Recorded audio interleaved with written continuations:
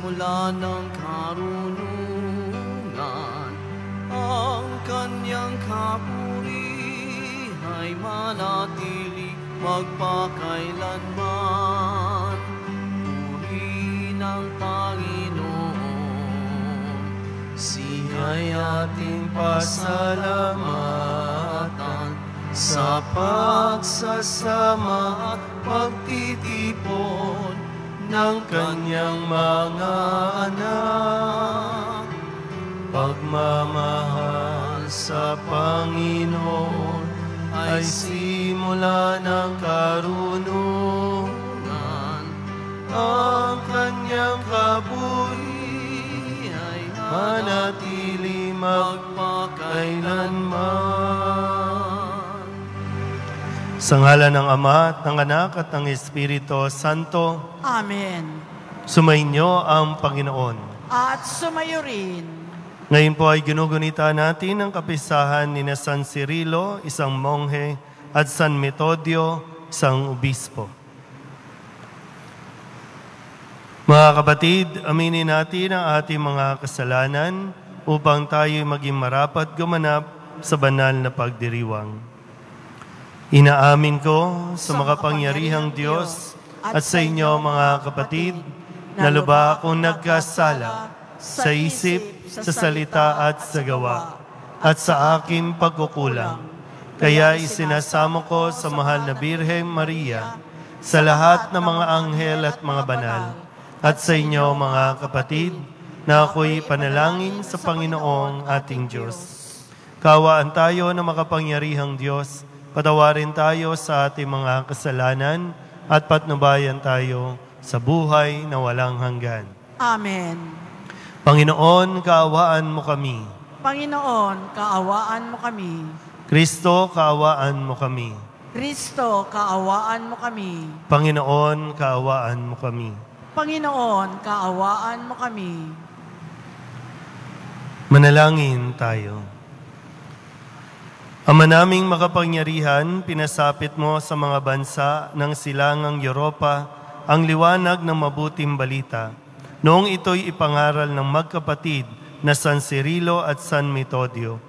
Ang aming buong pagkatao ay mapuspos nawa ng liwanag ng kabatiran tungkol sa iyong salita. Kami naway maging sambayan ng nagniningning sa ganap na pagkakaisa, sa matapat na pananampalataya at maaasahang paninindigan sa pamamagitan ni Jesucristo kasama ng Espiritu Santo magpasawalang hanggan. Amen.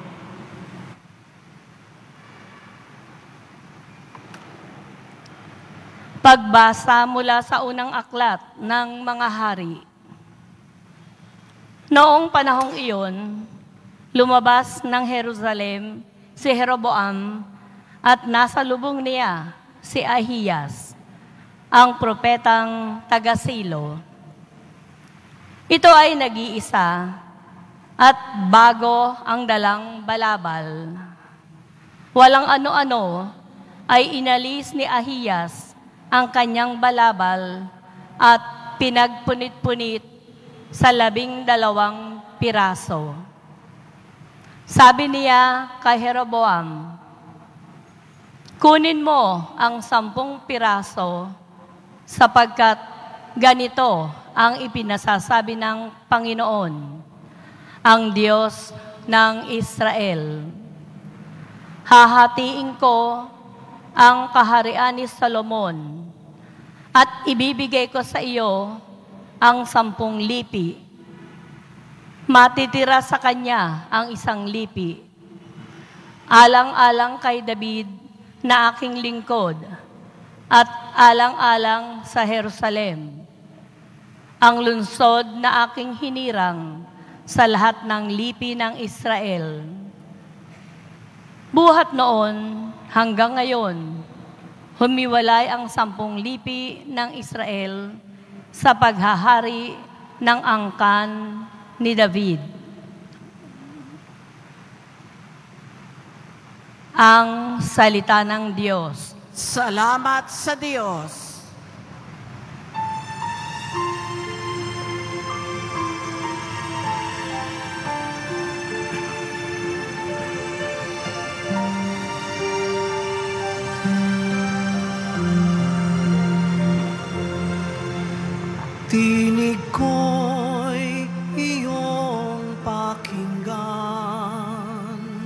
ang sabi ng poong mahal. Tinig ko'y iyong pakinggan, ang sabi ng poong mahal. Ang Diyos ay huwag mong paglingkuran. Diyos ng ibang bansay, di dapat luhuran. Ako'y Panginoon, ako ang Diyos mo. Ako ang tumubos sa iyo sa Ehipto. Tinig ko'y iyong pakinggan, ang sabi ng poong mahal. Ngunit ang bayan ko'y hindi ako pansin. Di ako sinunod ng bayang Israel. Sa tigas ng puso, aking binayaan, ang sariling gusto nila'y siyang sundan. Tinig ko'y iyong pakinggan, ang sabi ng poong mahal. Ang tangi kong hangad, sana ako'y sundin. Sundin ang utos ko ng bayang Israel. Ang kaaway nila'y aking lulupugin. Lakas ng kaaway, agad lilipulin. Tinig ko'y iyong pakinggan, ang sabi ng poong mahal. Tinig ko'y iyong pakinggan, ang sabi ng poong mahal.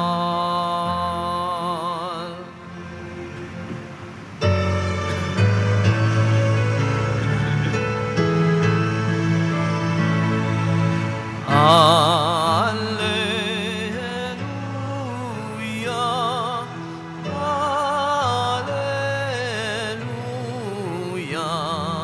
alleluia, alleluia,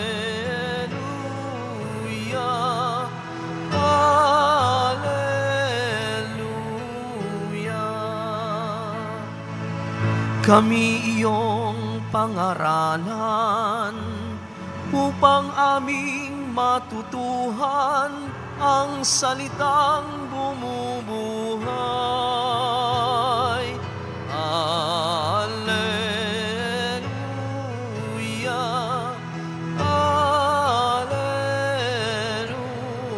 alleluia, alleluia.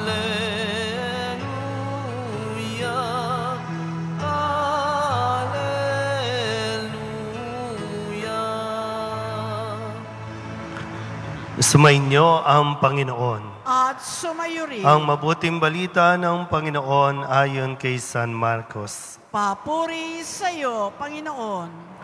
Noong panahong iyon, pagbabalik ni Jesus mula sa lupain ng Tiro, dumaan siya sa Sidon at nagtuloy sa lawa ng Galilea, matapos tahakin ang lupain ng Decapolis.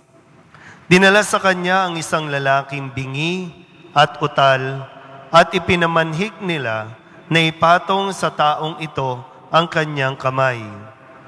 Inilayo muna siya ni Jesus sa karamihan at isinuot ang kanyang mga daliri sa mga tainga nito. Pagkatapos, tumingala si Jesus, lumura at hinipo ang dila nito. Tumingala si Jesus sa langit at nagbuntong hininga at sinabi sa tao, Ephata, ibig sabihin, mabuksan. At nakarinig na ito, nawala ang pagkautal at nakapagsalita na ng malinaw. Sinabi ni Jesus sa mga tao na huwag ibalita ito kanino man, ngunit kung kailan sila pinagbabawalan, ay lalo naman nilang ipinamamalita ito. Sila'y lubhang ng gilalas at ang wika. Anong buti ng lahat ng kanyang ginawa? Nakaririnig na ang bingi at nakapagsasalita ang pipi. Ang mabuting balita ng Panginoon. Pinupuri ka namin, Panginoong Heso Kristo. Isang magandang umaga po sa inyong lahat. Happy Valentine. Yung mga may love life, pumalakpak nga. Iba malungkot. No? Bakit wala kang love life? Tanungin nyo yung katabi ninyo, ba't walang love life? No? Baka sa ugali, no? Baka sa ugali kaya walang love life. Okay. Okay pa tayo? Mamaya na natin pagtuunan ng pansin niya. No? Mahalaga ay ito muna ang ating mga mensahe mula sa Poong Jesus Nazareno ngayong araw ng mga puso na natapat ngayong araw ng Biyernes. Araw ng ating pagdidibosyon sa Poong Jesus Nazareno. Hindi pwedeng tawaging deboto ng Poong Jesus Nazareno ang isang taong walang puso. Pero dapat yung puso ay yung pusong marunong magmahal, pusong marunong makinig. Sabihin nyo nga sa katabi ninyo, buksan mo ang puso mo. Sige, tingnan natin ha. Kahit kailan, ang Diyos hindi yan nagbingi-bingihan sa ating mga panalangin. At kapag ang Diyos tumugon sa ating mga kahilingan, higit pa ang ibibigay niya sa hinihingi natin. Sabi nga, no, pag nabigay ang Diyos, paano? Siksik at umaapaw. Balikan ko lang ng konti, no, kasi napakahalaga po nito, no, na maintindihan natin. Sa unang pagbasa, ito na yung panahon na si Jeroboam. Sabihin nyo nga po, Jeroboam. Yan. Siya po yung anak ni Solomon. Si Solomon, yung anak naman ni David, na pumalit kay David. Ngayon, ang pinalitan naman, no, ang pumalit kay Solomon, si Jeroboam. Malinaw? Siya na yung bagong hari. Okay. Ganito ang sistema. Nung panahon na si Solomon ay magsisimula ng manungkulan, nagdasal siya sa Diyos. Sabi, bigyan mo ko ng pusong marunong umunawa, isang pusong marunong humusga o humatol ng tama at mali. Natuwa ang Diyos dahil hindi siya humingi ng dagdag na kapangyarihan, ng kayamanan, at ng mga material na bagay. Ikinatuwa yun ng Diyos. Kaya kahit hindi hiningi ni Solomon, ibinigay ng Diyos yun. Kaya naging tanyag si Solomon sa lahat ng panig ng mundo, sa kanyang karunungan, sa kanyang pamumuno. Pero nang mag-asawa si Solomon ng napakaraming asawa, napakaraming babae, iba't ibang lahi, iba't ibang kultura, na may kanya-kanyang Diyos, doon nagkamali si Solomon. Kasi ang hiling lang ng Diyos, maging tapat ka sa akin. Sundin mo lang ang aking mga tuntunin. Yun lang yung request, no, ng Diyos kay Solomon. Pero dahil nga natutong sumamba si Solomon sa iba't ibang Diyos, kaya sabi ng Diyos, aalisin na kita sa iyong pamumuno, at dahil sa iyong desisyon, ang mga anak mo ang magdudusa ng parusang dapat sa iyo. Kaya ngayon, sa panahon ni Jeroboam, nahati na ang Jerusalem. Nahati na yung bayan. Nagkaroon na ng kanya-kanya. Maliban na lang doon sa Israel na ipinangako ng Diyos kay David. Yun ang napala dahil hindi nakinig si Solomon sa Diyos. Dahil hindi naging tapat si Solomon sa Diyos. Ang Diyos naging tapat sa kanyang pangako. Sabihin nyo nga sa katabi ninyo, maging tapat ka na kasi. Sige nga. Di ba? Bakit nagkakaproblema yung mga magkakarelasyon, yung mga mag-asawa? Kasi mayroong hindi nagiging tapat sa kanyang pangako. At anong nangyayari? Paano nagsisimula na hindi maging tapat? Nagbibingi-bingihan at hindi nagsasalita. Kaya nga, sa Ebanghelyo, andi dito yung tagpo, no, na sabi, merong isang lalaki na idinulog kay Jesus. At ang sabi ay, no, ito ay isang bingi. Ang isang bingi, no, hindi ko alam, no, hindi ako expert, pero pag bingi ang isang tao, hindi rin makakapagsalita. Tama? No? Pag bingi ang isang tao, hindi makakapagsalita. Kasi nga, walang nare-register. Kasi parang recorder yan eh. Kung anong naririnig, yun yung lalabas. Yun yung masasabi ka, di ba, yung mga baby, pag tinuturuan natin, di ba, no? Dahan-dahan, no, unti-unti, at yung kung ano yung una niyang talagang ma-register, yun yung nabibigkas. Di ba, sa mama, papa, pangit. Yung minsan tuturuan nyo ng hindi maganda salita, di ba? Sabihin kay mama, pangit. Yeah. O ngayon, di ba? Anong naririnig ng mga bata? Ano ang unang natututunan ng mga bata? Gag. Mura. Bakit? Kasi yung mga gulang, murahan ng murahan. Habang nagpapadede, habang natutulog, no, nasa gitna yung baby, magmumurahan yan. Magbibitaw ng masasakit na salita, maglalaitan yan. Kaya habang lumalaki, yun yung nakasanayan. Kaya minsan kala natin, bata pa lang, salbahe na. Di ba, no?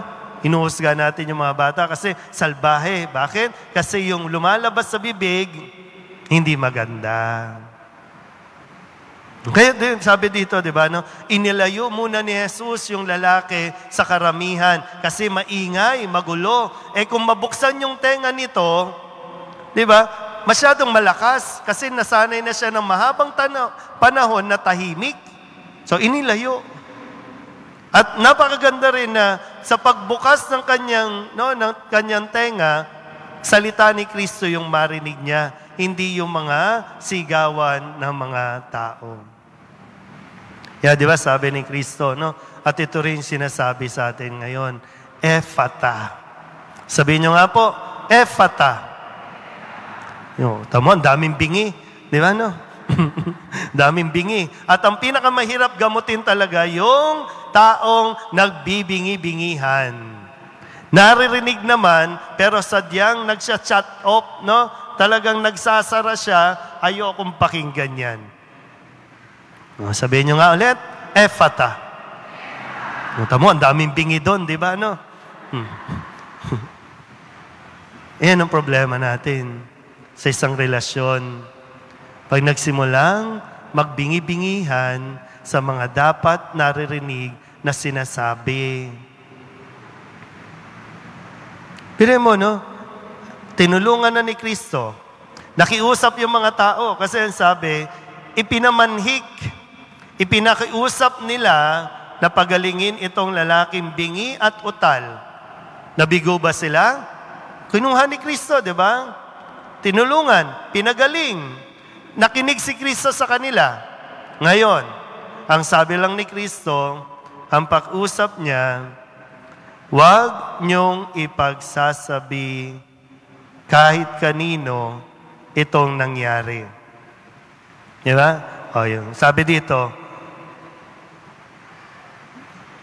sabi ni Kristo, sinabi ni Jesus sa mga tao, huwag ibalita ito kanino man. Pero ang tigas ng ulo. Kung kailan sila pinagbabawalan, lalo naman nilang ipinamamalita. Kaya tuloy, hindi na makalapit si Kristo o hindi na makalapit kay Kristo yung higit na nangangailangan. Kasi lahat dumudumog. Minsan nga tayo dito, di ba, no? No. Pag nag-unahan na kayo, di ba, no? Oh. Mamaya, mag-uunahan yan. Pagdating sa komunyon, mag-uunahan yan dyan na para bang mauubusan na hindi mo na maghintay. Kasi, senior citizen muna. O yung may sakit muna. Ay, hindi. Kailangan mauna ako. Ano na nangyayari? Tigas ang ulo eh. Lagi, ilang linggo na, sinasabi natin, sa kamay muna tayo tatanggap ng komunyon. Dahil nga meron tayong virus. Ay, hindi. Pagdating dito, okay. Siguro bingi. Maintindihan natin, siguro bingi. Pumalakpak nga ang mga bingi dito. Wala naman palang bingi dito eh. Marami nagbibingi-bingihan. At kahit sa relasyon, kayong mga mag-asawa, pag nagsimula kayong magbingi-bingihan, magsisimula din kayong manahimik. Pag nagsimula kayong manahimik, hindi na kayo nag-uusap. Kaya kahit Valentine's Day, walang greetings. Kaya pag gumising kayo kanina, malungkot kasi hindi man lang ako binati. Wala na ngang flower. Wala na ngang, kahit sampagita, wala na ngang binigay. Wala rin chocolate. Kahit kiss, wala. Anong mayroon? Nga. Pero, kumakabati sa Facebook, kumakabati sa Facebook, talagang send to all, Happy Valentine's Day. Binati na ang lahat. Yung jowa, hindi pa binabati. Diba? Tigas ng ulo eh. Sabihin nyo nga sa katabi ninyo, tigas kasi ng ulo mo. Kasi nung una pa, di ba, sinabihan ka na nung una, Mag-aral muna ng mabuti. Huwag muna yung mga date na yan. Lalo pa ngayon, mga ate, kuya, February 14. Wow, February 14 ngayon. Saan tayo dapat pupunta? Sa building na pula. Kasi Valentine's Day. Busy-busy ang Santa Mesa. Shout out doon sa mga mag-boyfriend at mag-girlfriend, mga mag-asawa na nagsimba ngayon dahil Valentine's Day. Palapakan nga natin yung mga mag-jowa dito. Meron ba mga mag-asawa na magkasama ngayon? Pwede ba tumayo? Mga mag-asawa? Ano nyo? Ang sarap nyong pektusan. May asawa ka, Nay? Nasaan? Tamo, hiwalay na kayo, di ba? Hindi, tayo lang kayo. Tayo lang kayo. Baka naman gusto nyo mag-holding hands. Kayo naman mag-asawa eh. Wala naman sigurong virus ang isa't isa sa inyo. Wala naman kayong corona. Diba, no? Ayan, no? Tino mo yun, no? Mag-asawa talaga kayo? Kiss nga? Ano da? Dapat gano'n, yung mga mag-asawa, hindi nahihiyang mag-kiss. Mag-asawa nga kayo eh. May sakit ba siya, Nay? Sabi niya, sino ka? Sige nga. Papakiligin muna natin. Tayo muna yung mga mag-asawa. Papakiligin lang natin ngayon, no? Para lang medyo ma-feel natin, ha? Sabi, Sabi nila, balang araw darating ang iyong tanging hinihiling.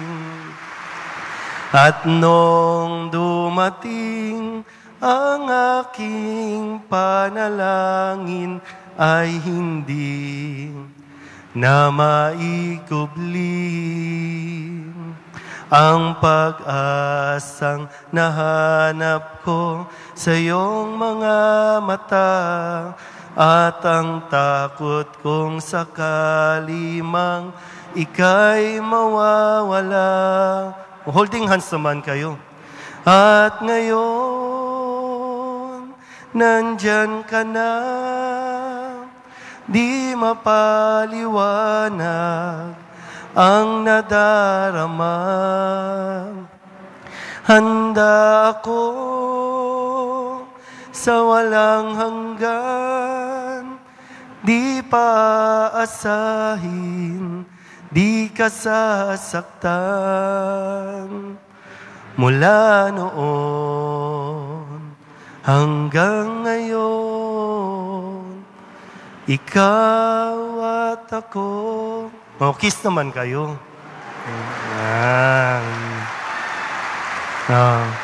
Sige, upo na. Kiss lang, ha? Kiss lang. Then sa mga wala dito, buti nga. Joke lang. Kasi nga yung katigasan ng ulo, di ba?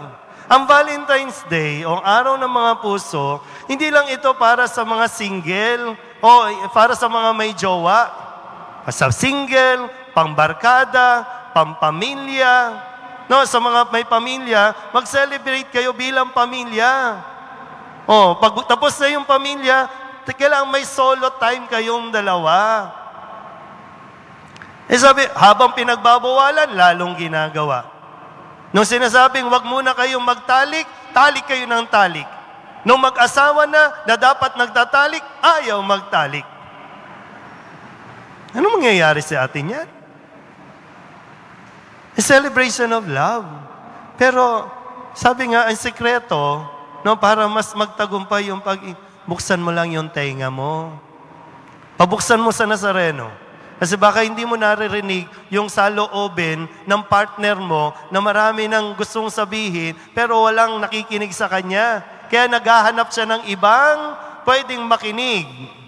Kaya doon natutukso. Andito ang Poong Jesus sa Nazareno. Kayang-kaya niya tayong tulungan, kaya niya tayong paligayahin kung tatanggapin lang natin yung kanyang panawagan, mabuksan, mabuksan ang ating mga puso, ang ating mga sarili at damdamin, lalo tigit ang ating mga tenga sa kanyang mga salita. Amen? Happy Valentine's po.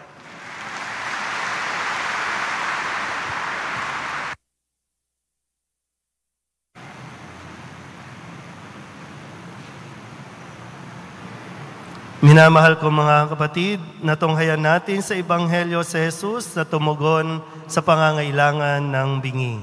May pananalig tayong manalangin sa Diyos Ama upang tumugon din siya sa ating mga pangangailangan. Ang ating pong itutugon, Panginoon, pagalingin mo kami. Panginoon, pagalingin mo kami. Ang simbahan at ang kanyang mga miyembro naway maging bukas sa mensahe ng pagpapagaling ng Ebanghelyo. Manalangin tayo. Panginoon, pagalingin mo kami. Tayo naway maging bukas ang mga tenga at puso sa hinahing ng ating kapwa. Manalangin tayo. Panginoon, pagalingin mo kami. Atin nawang laging gamitin ang biyaya ng pagsasalita para ipahayag ang kaluwalhatian ng Diyos. Manalangin tayo. Panginoon, pagalingin mo kami. Ang mga nag-aaruga sa mga bingi at mga pipi, naway mapalakas ang kanilang kalooban ng kabutihang loob ni Kristo. Manalangin tayo. Panginoon, pagalingin mo kami. Dulog din natin sa Panginoon ang ating mga personal na kahilingan at mga panalangin para sa ating mga pamilya. sa mga panalangin ng lahat ng nanonood sa Facebook Live at sa lahat ng panalangin hinihiling na ipagdasal sa misang ito.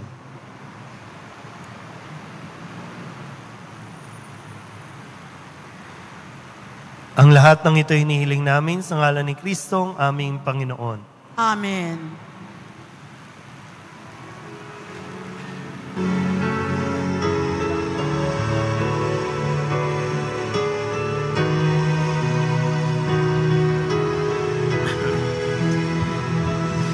Handog namin sa iyo, Ama, ang tinapay at alak na ito, handog ng bayang umaasa, sumasamba't nagmamahal sa'yo.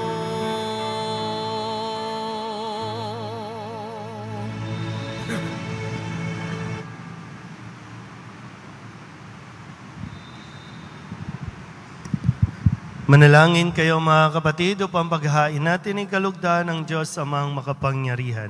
Tanggapin nawa ng Panginoon itong paghahain sa iyong mga kamay, sa kapurihan niya at karangalan, sa ating kapakinabangan at sa buong sambayanan niyang banal. Ama naming lumikha, tunghayan mo ang mga alay naming nasa dambana, ngayong sina San Cirilo at San Metodio ay ginugunita upang ang paghahaing ito na sa kanila'y nagpadakila ay magdulot sa amin ng patawad mong sagana sa pamamagitan ni Jesucristo kasama ng Espiritu Santo magpasawalang hanggan. Amen. Sumainyo ang Panginoon. At sumayo rin. Itaas sa Diyos ang inyong puso at diwa. Itinaas na namin sa Panginoon. Pasalamatan natin ang Panginoong ating Diyos. Marapat na siya ay pasalamatan. Ama naming makapangyarihan, tunay ngang marapat na ikaw ay aming pasalamatan sa pamamagitan ni Jesucristo na aming Panginoon. Ngayong sila, San Cirilo at San Metodio, ay pinararangalan sa pamumuhay niyang totoong uliran at pagiging maaasahan sa panunungkulan, kaya't si Jesucristo na maaasahan sa katapatan ay inihahayag sa pangangasiwa sa sambayanan.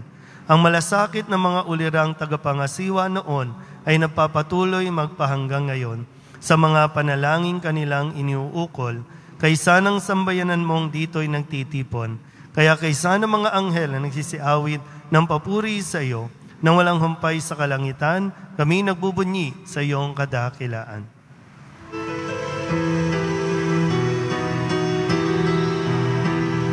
Santo, Santo, Santo, Panginoong Diyos ng mga hukbo, napupuno ang langit at lupa ng kadakilaan mo.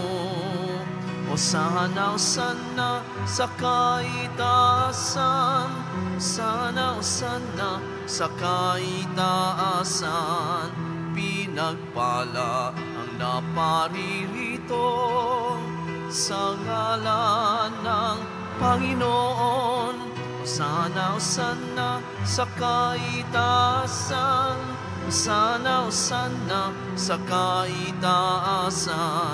Hosana, Hosana sa kaitaasan, Hosana, Hosana sa kaitaasan. Ama naming banal, ikaw ang bukal ng tanang kabanalan. Kaya't sa pamamagitan ng iyong Espiritu, gawin mong banal ang kaloob na ito upang para sa aming maging katawan at dugo ng aming Panginoong Hesukristo. Bago niya pinagtiis ang kusang loob na maging handog, hinawakan niya ang tinapay, pinasalamatan kaniya, pinaghati-hati niya iyon, iniabot sa kanyang mga alagad at sinabi, tanggapin ninyong lahat ito at kanin, ito ang aking katawan na ihahandog para sa inyo.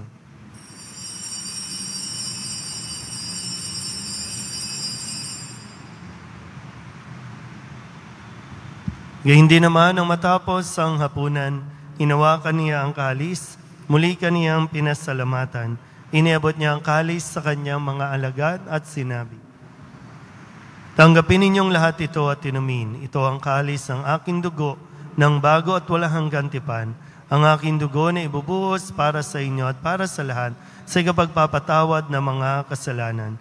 Gawin ninyo ito sa pag-alaala sa akin.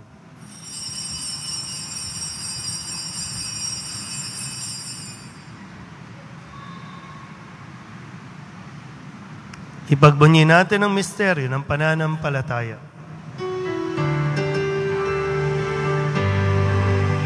Aming ipinahayag na namatay ang iyong anak, na buhay bilang Mesiyas at magbabalik sa wakas para mahayag sa lahat. Ama, ginagawa namin ngayon ang pag-alaala sa pagkamatay at muling pagkabuhay ng iyong anak, kaya tiniaalay namin sa iyo ang tinapay na nagbibigay buhay at ang kalis na nagkakaloob ng kaligtasan. Kami nagpapasalamat dahil kami iyong minarapat na tumayo sa harap mo para maglingkod sa iyo.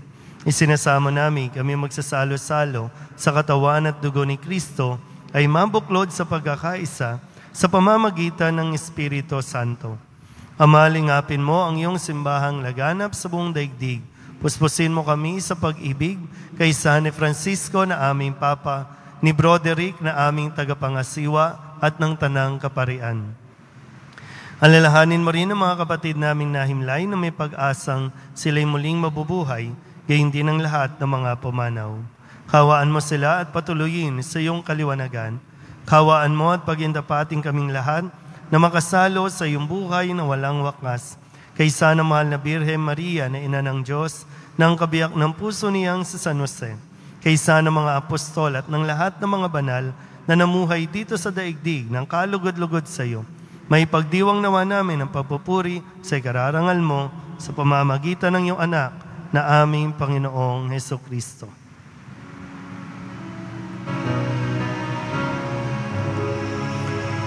Sa pamamagitan ni Kristo, kasama niya at sa Kanya, ang lahat ng parangal at papuri ay sa iyo, Diyos Ama, makapangyarihan, kasama ng Espiritu Santo, magpasawalang hanggan.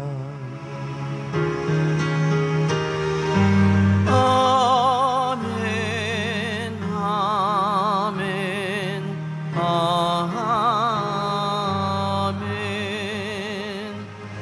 Buong kababahang loob tayong tumawag sa ating Panginoon ng Ama namin.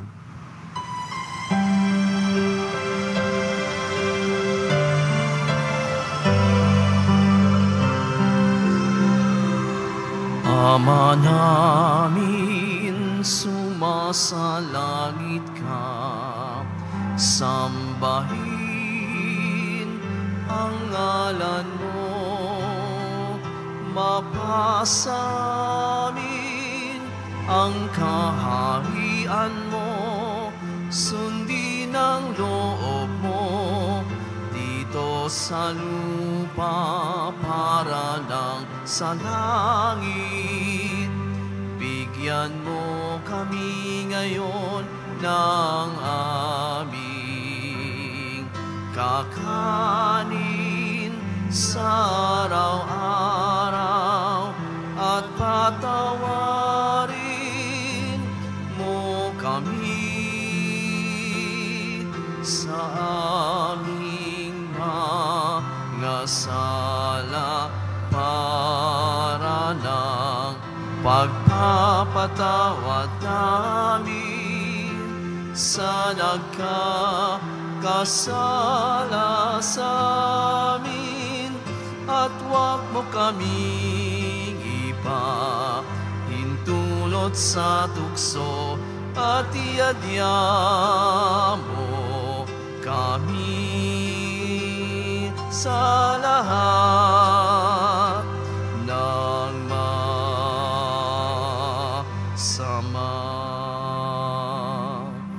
Hinihiling namin kami iadya sa lahat ng masama, pagkalooban ng kapayapaan araw-araw, iligtas sa kasalanan at ilayo sa lahat ng kapahamakan, samantalang aming pinananabikan ang dakilang araw ng pagpapahayag ng tagapagligtas naming si Jesucristo.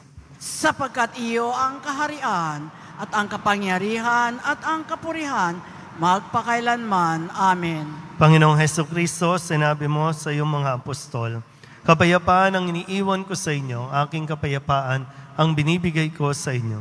Tunghayan mo ang aming pananampalataya at huwag ang aming mga pagkakasala.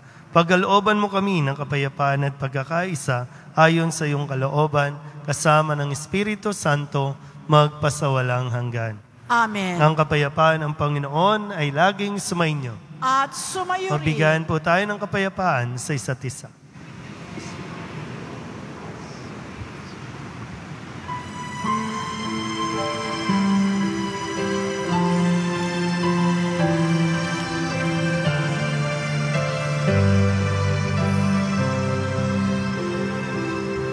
Kordero ng Diyos na nag-aalis ng mga kasalanan ng sanlibutan,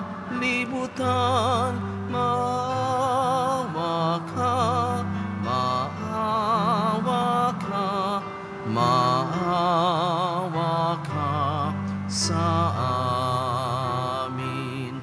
Kordero ng Diyos na nag-aalis ng mga kasalanan ng sanlibutan, maawa ka, maawa ka, maawa ka sa amin. Kordero ng Diyos na nag-aalis ng mga kasalanan ng sanlibutan, ipagkaloob mo sa amin ang kapayapaan.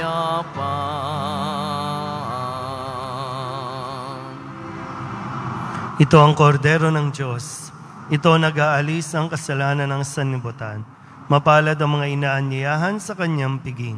Panginoon, hindi ako karapat-dapat na magpatuloy sa iyo, ngunit sa isang salita mo lamang ay gagaling na ako.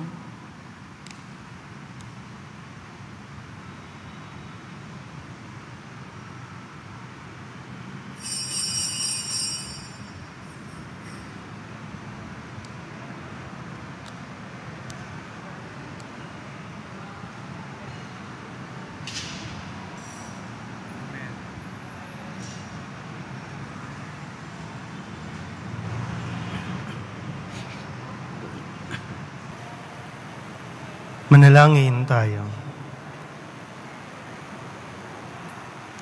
Ama naming mapagmahal, ang mga nakinabang ngayong ginugunita, sina San Cirilo at San Metodio, ay pagtibayin nawa at pag-ibayuhin sa paninindigan sa kabuuan ng pananalig at sa pagtahak sa ipinakitang landasing hahantong sa pagkasagip sa pamamagitan ni Jesucristo kasama ng Espiritu Santo magpasawalang hanggan. Amen. Sumainyo ang Panginoon. At sumayo rin. Manalangin tayo para sa pagbabasbas. Mahal na poong Jesus Nazareno, iniyayag mo sa pamamagitan ng krus ang walang maliw na pag-ibig ng Diyos sa sangkatauhan. Pakinggan mo ang kahilingan ng iyong angkan na nagsusumamo sa iyo. Makamtanawa nila ang iyong katugunan at tanggapin ang kasagutan na may utang na loob na tinatanaw. Basbasan din po ninyo mga dala-dala nila mga imahin at dasalan at lahat ng mga may karamdaman. Sa pamamagitan ng bendisyon na ito, naway maalala nila ang mga pangako nila noon sa binyag, na ikaw ang kanilang iibigin at paglilingkuran bilang Panginoon magpasawalang hanggan. Amen. At pagpalain kayo ng makapangyarihang Diyos, Ama at Anak at Espiritu Santo. Amen. Tapos na ang banal na misa, umayo tayong mapayapa. Salamat sa Diyos. Happy Valentine's Day po sa inyo lahat.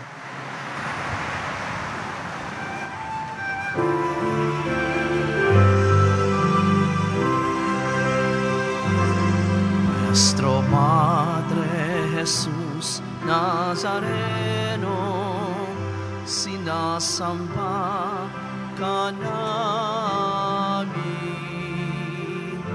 pinipintuho ka namin, aral mo ang aming buhay at kaligtasan.